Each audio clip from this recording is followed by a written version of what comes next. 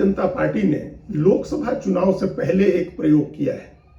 उसने हरियाणा के मुख्यमंत्री को बदल दिया है। हरियाणा में इसी साल विधानसभा का भी चुनाव होना है, तो यह प्रयोग उसको ध्यान में रख करके भी किया गया है। ये आमतौर पर इस तरह के प्रयोग पार्टियां करती रहती हैं। भाजपा तो कई बार इस तरह के प्रयोग करती है। पहले जब अटल बिहारी वाजपेयी और लालकृष्ण आडवाणी के समय भी ये प्रयोग होते थे, और नरेंद्र मोदी, अमित शाह ने जब से भाजपा की कमान संभाली है तब भी इस तरह के प्रयोग हुए। कई राज्यों में मुख्यमंत्री बदले गए, कई राज्यों में एंटी इनकम्बेंसी की खबरों के बावजूद मुख्यमंत्री नहीं बदले गए। जहां बदले गए आमतौर पर वहां बीजेपी को सफलता मिली। गुजरात इसकी मिसाल है, जहां चुनाव से पहले मुख्यमंत्री का पूरी मंत्रिमंडल को बदल दिया प्रधानमंत्री मोदी और अमित शाह ने, और फिर चुनाव जीत गए। उत्तराखंड में भी इसी तरह हुआ। वहां तो दो बार मुख्यमंत्री बदले गए। पहले त्रिवेंद्र सिंह रावत को हटा करके तीरथ सिंह रावत बने, और उसके बाद उनको हटा करके पुष्कर धामी बने। वहां भी भाजपा जीत गई। हालांकि कर्नाटक में यह प्रयोग सफल नहीं हुआ, जहां बीएस येदियुरप्पा को हटा करके दूसरा बसवराज बोम्मई को मुख्यमंत्री बनाया गया था। वहां बीजेपी चुनाव हार गई। तो ये ज्यादातर जगहों पर यह प्रयोग सफल हुए हैं। भाजपा ने इस तरह का प्रयोग पहले उत्तराखंड में भी किया था, और दिल्ली में तो एक जो पहला कार्यकाल था उसमें 3 बार मुख्यमंत्री बदले थे। मदन लाल खुराना की जगह साहेब सिंह वर्मा, और उसके बाद सुषमा स्वराज बनी थी, लेकिन वो प्रयोग सफल नहीं हुआ था। तो अब इस तरह का प्रयोग एक बार फिर हरियाणा में हुआ है। मुख्यमंत्री को बदल दिया गया है, और ये कह सकते हैं कि भारतीय जनता पार्टी ने एक तीर से कई शिकार करने की कोशिश की है।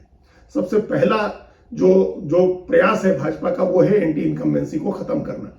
ये ध्यान रखने की जरूरत है। इसको बारीकी से देखने पर यह बात समझ में आ जाती है, या ऐसे भी दिखाई दे रही है कि मनोहर लाल खट्टर पिछले 10 साल में, जब से मोदी और शाह का रिजीम शुरू हुआ है बीजेपी में, तब से सबसे लंबे समय तक मुख्यमंत्री रहे। वो संभवतः इकलौते मुख्यमंत्री हैं जिन्होंने 5 साल का कार्यकाल पूरा करने के बाद अपना दूसरा कार्यकाल भी 4 साल से ज्यादा समय तक दूसरे कार्यकाल में भी रहे। उनके बाद दूसरे मुख्यमंत्री योगी आदित्यनाथ हैं, जिनको अभी 7 साल हुए हैं, और मनोहर लाल खट्टर के 9 साल से ज्यादा समय हो गए थे।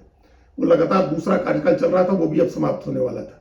तो इतना लंबा किसी को कोई नहीं रहा है मुख्यमंत्री। या तो चुनाव हार गए हैं लोग, या मुख्यमंत्री बदल दिए गए हैं। तो इस लिहाज से कह सकते हैं कि इतना लंबा अरसा मुख्यमंत्री रहने की वजह से उनके खिलाफ एक एंटी इनकम्बेंसी, उनकी सरकार के खिलाफ एक एंटी इनकम्बेंसी पैदा हो गई थी। दूसरा एक जो इसमें बीजेपी को दिख रहा था खतरा, चुनौती, वो ये था कि मनोहर लाल खट्टर के दूसरे कार्यकाल में ही किसान आंदोलन हुआ, और उस किसान आंदोलन को लेकर के सरकार के ऊपर कई तरह के आरोप लगे। किसानों को पहली बार जब आंदोलन उन्होंने शुरू किया, तो उनको नई दिल्ली आने से रोकने के लिए हरियाणा सरकार ने बड़ी ज्यादती की थी। किसानों पर लाठियां चली थी, और आंसू गैस के गोले छोड़े गए थे, सड़कें बंद कर दी गई थी। उनको कई तरह से रोकने की कोशिश की गई थी। किसान उनसे नाराज थे। अभी जब दूसरा आंदोलन शुरू हुआ और किसान पंजाब हरियाणा के बॉर्डर पर बैठे हुए, खनौरी बॉर्डर पर और शंभू बॉर्डर पर, तब भी हरियाणा की पुलिस की ज्यादतियों की चर्चा हो रही है। तो किसानों के अंदर एक नाराजगी थी मनोहर लाल खट्टर की सरकार को लेकर के। तो एक ओवरऑल 9 साल से ज्यादा का की एंटी इनकम्बेंसी, ऊपर से किसानों की नाराजगी, इन दोनों को दूर किया गया है। खट्टर को हटा करके इन दोनों को लोगों के दिमाग से ये बातें निकालने, इनका चेहरा, इनका राजकाज निकालने की कोशिश हुई है। तो एक दांव तो ये है। दूसरा जो एक दांव है वो ये है कि बीजेपी ने जाट वोट में डिवीजन और एंटी और नॉन जाट वोट को एकजुट करने का भी एक प्रयास इस दांव से किया है। ये बीजेपी ने वहां पिछड़ी जाति के नायब सिंह सैनी को मुख्यमंत्री बनाया है। 40% के करीब पिछड़ी आबादी है हरियाणा में, और ये संभवतः पहली बार कोई पिछड़ा मुख्यमंत्री हुआ है। इसके पहले जाट मुख्यमंत्री होते थे, सबसे पहला ब्राह्मण मुख्यमंत्री हुआ था, फिर जाट मुख्यमंत्री होते थे या बिश्नोई मुख्यमंत्री होते थे। ये संभवतः पहली बार इस तरह का प्रयोग किया गया है। नायब सिंह सैनी इस लिहाज से एक बड़ा दांव साबित हो सकते हैं बीजेपी का। उनके जरिए गैर जाट वोट को, जिसमें बड़ी आबादी पिछड़ी जातियों की है, उनको एकजुट कर रही है भारतीय जनता पार्टी। और दूसरी ओर इसके साथ ही इसी दांव से मनोहर लाल खट्टर को हटाने के साथ ही बीजेपी ने दुष्यंत चौटाला के साथ तालमेल खत्म कर दिया है। दुष्यंत चौटाला एक बड़ी जाट फैमिली को रिप्रेजेंट करते हैं। देवीलाल के परपोते हैं, वो ओम प्रकाश चौटाला के पोते हैं। तो उनके साथ जाटों का एक बड़ा समूह नौजवानों का खासतौर से जुड़ा हुआ था, और इसका फायदा पिछले विधानसभा चुनाव में उनको मिला था। अगर वो पिछले विधानसभा चुनाव में उन्हें 10 सीटें उनको नहीं मिली होती, तो बराबरी से बेटर मुका पलड़ा झुका हुआ था कांग्रेस के फेवर में। कांग्रेस इसके बावजूद 30-31 सीटें जीत गई थी। तो बीजेपी का एक प्रयास था कि किसी तरह से जाट वोट में डिवीजन हो। अगर दुष्यंत चौटाला साथ में रहते तो वो डिवीजन नहीं हो सकता था, फिर जाट उनके साथ नहीं आता। अब अगर वो अलग होकर के चुनाव लड़ते हैं तो कई सीटों पर वो जाट वोट में डिवीजन करा सकते हैं, जिसका नुकसान कांग्रेस पार्टी को होगा, जो अभी भूपेंद्र सिंह हुड्डा और दीपेंद्र हुड्डा की वजह से पूरी तरह से जाट कांग्रेस के पक्ष में पोलराइज हो रहा था, वहां उसको डेंट किया जा सकता है। तो इस वजह से कई लोग ये भी मान रहे हैं कि एक मिला जुला खेल है और सहमति से दुष्यंत चौटाला को अलग किया गया है। देखिए, पिछले साल जो चुनाव हुआ था राजस्थान का, उस चुनाव में भी दुष्यंत चौटाला ने अपने उम्मीदवार उतारे थे, लेकिन तब तालमेल खत्म नहीं किया था बीजेपी ने। वहां भी किसी न किसी तरह से उन्होंने कांग्रेस को फायदा पहुंचाया था।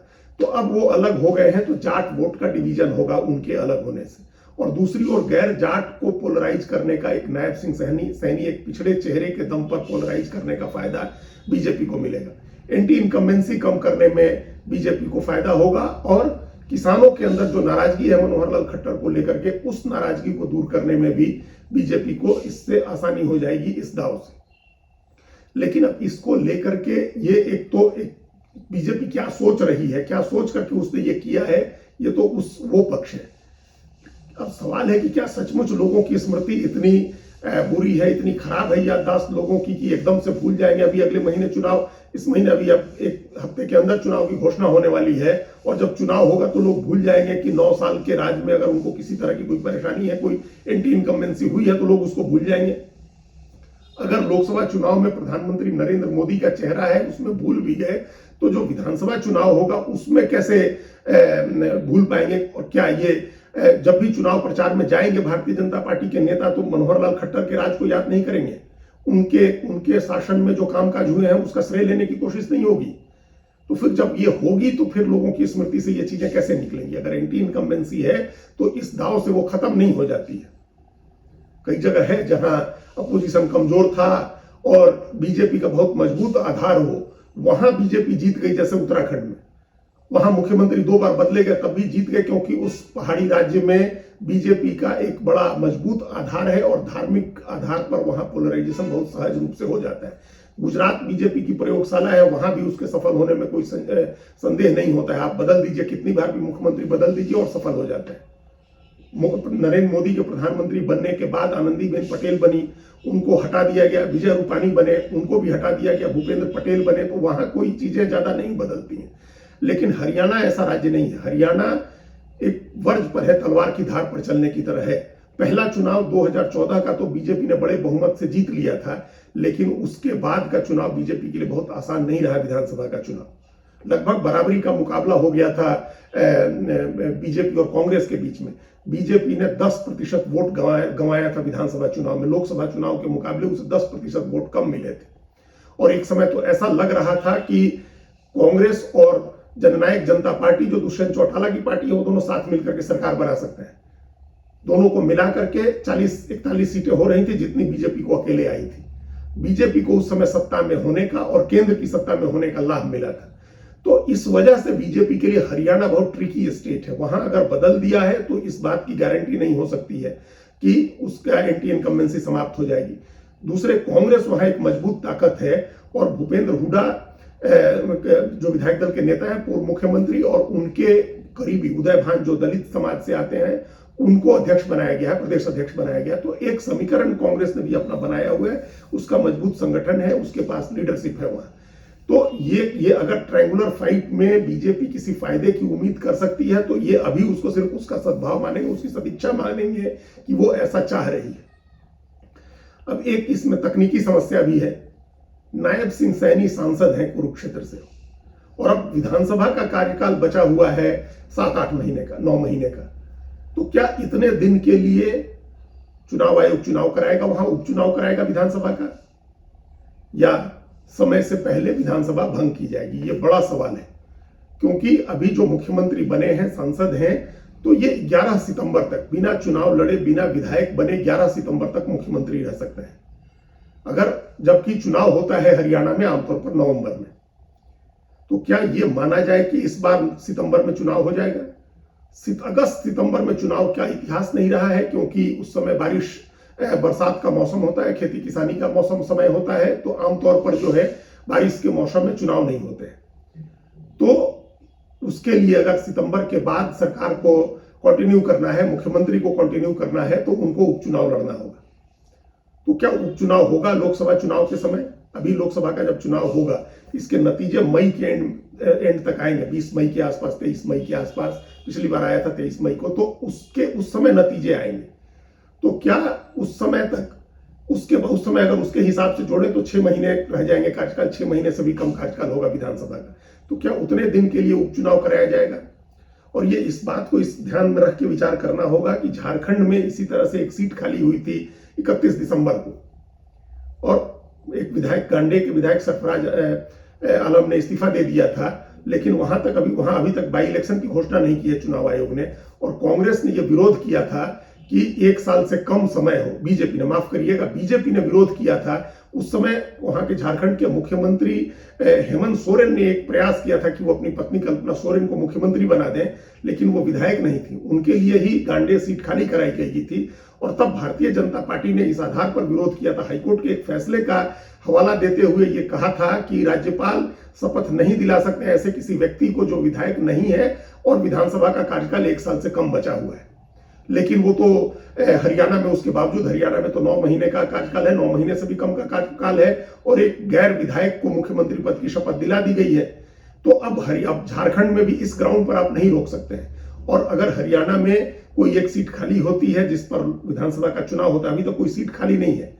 कहा जा रहा है कि करनाल की सीट जहां से विधायक है मनोहर लाल खट्टर, वो इस्तीफा दे करके वहां से लोकसभा का चुनाव लड़ सकते हैं और उनकी सीट से फिर नायब सिंह सैनी चुनाव लड़ेंगे।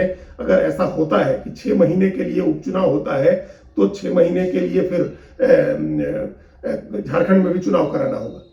या फिर दूसरी संभावना यह है कि लोकसभा चुनाव खत्म होते ही मई जून में ही विधानसभा हो जाए, हरियाणा का भी विधानसभा हो जाए और उसके साथ महाराष्ट्र का भी और झारखंड के भी चुनाव समय से पहले मई जून में ही हो जाए। लोकसभा का चुनाव समाप्त होते ही चुनाव हो जाए। तो तब फिर सवाल है कि इतने दिन के लिए एक मुख्यमंत्री बदलने की क्या जरूरत थी? विधानसभा ही भंग हो सकती थी, राष्ट्रपति शासन लग सकता था, लेकिन भारतीय जनता पार्टी को एक मैसेज देना था कि वो पिछड़ा मुख्यमंत्री बना रही है। ये आमतौर पर यह नियम है कि चुनाव के पहले जिसको मुख्यमंत्री बनाया जाता है बदल के वो कंटिन्यू करता है, बीजेपी चुनाव जीतती है तो। जैसे उत्तराखंड में चुनाव के पहले मुख्यमंत्री बनाए गए थे पुष्कर सिंह धामी, और वो विधानसभा का चुनाव हार गए, मुख्यमंत्री रहते हुए विधानसभा का चुनाव हार गए 2022 में, लेकिन चुनाव हारने के बाद भी उनको कंटिन्यू किया गया, उनको मुख्यमंत्री बनाए रखा गया, उनके लिए एक सीट खाली कराई गई और वहां से वो उपचुनाव लड़े थे।